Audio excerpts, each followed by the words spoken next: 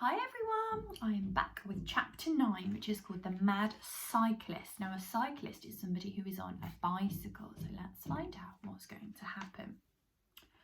Crunchbag had been missing for 3 days and Mom seems to have recovered completely. It's weird because all the time Crunchbag was here, she was nervous and worried while Dad was all jokey and cheerful. Now it's the other way around. Mum has started using Dad's karaoke machine.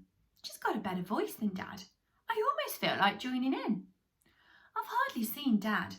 He spends all his spare time riding round the neighbourhood on his bike, shouting for the alligator. One of the ladies from further up the road came round yesterday to ask if Dad was all right. She thought maybe he'd had a funny turn or something, gone a bit dippy in the head. Mum smiled and said that wasn't anything new. He'd been like that for ages. It's quite a relief to see her back to her usual self. She doesn't worry about Crunchbag at all. But I do. I wish I knew that he was okay. And here's Mum having a good old sing-song on the karaoke. And Dad cycling round, looking really worried, saying, "Oh, Crunchbag." Chapter 13 is called Under Lock and Key. You won't believe what's happened in the past 2 hours.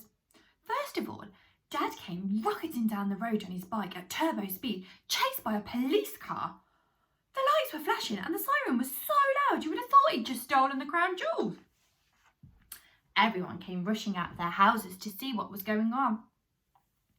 Mum came in from the garden and was just betting me £1 million that all that noise was something to do with Dad, when he burst into the house shouting at her. "They're after me! They're after me! They want to put me away! Quick!" He threw himself into the cupboard under the stairs and pulled the door shut. So here's Dad on his bicycle trying to get away, and there's the policeman chasing him saying, "Oi, come back here." Then the police car stopped on our driveway. 2 policemen got out, raced straight into the house and just about pushed Mum and me up against the hall wall. One burst into the back room yelling and waving his truncheon around, much to Granny's surprise. The other one asked Mum if she was okay. "Of course I'm all right. What's going on?" "We've just seen a madman come running into this house, madam. We've got to catch him. He's quite desperate. He cycled up your garden path. Probably a stolen bicycle, I shouldn't wonder. It's a lady's bicycle. A lady's mountain bike. I wonder what kind of man would ride a lady's bicycle, I ask you. He's been terrorising the area for days, racing round and screaming, 'Crunchbag!' at old age pensioners and little kiddies. We've got to get him before he becomes even more dangerous." I could see Mum was desperately trying not to laugh. But it was no use. She suddenly collapsed into a fit of giggles, and so did I. She looked at me and laughed even more. I could hardly hold myself together. I was laughing so much. And here they are having a right old giggle together because they know that he's not a madman. He's just looking for an alligator. The policemen were getting quite cross, but we couldn't stop. Not for ages. Eventually, Mum managed to blurt out the whole story about Dad and the alligator. The police were clearly disappointed. "Looks like we've been on a wild goose chase," said one. Mum clutched his arm. "It isn't a wild goose, it's a wild alligator," she giggled. The police left in a nasty huff, saying that people who wasted police time ought to be locked up. Anyhow, to finish off, Dad started shouting from the cupboard under the stairs. He wanted to be let out now that the police had gone. Mum stopped laughing and stood outside the little door listening to Dad. She looked across at me and gave a long, satisfied sigh.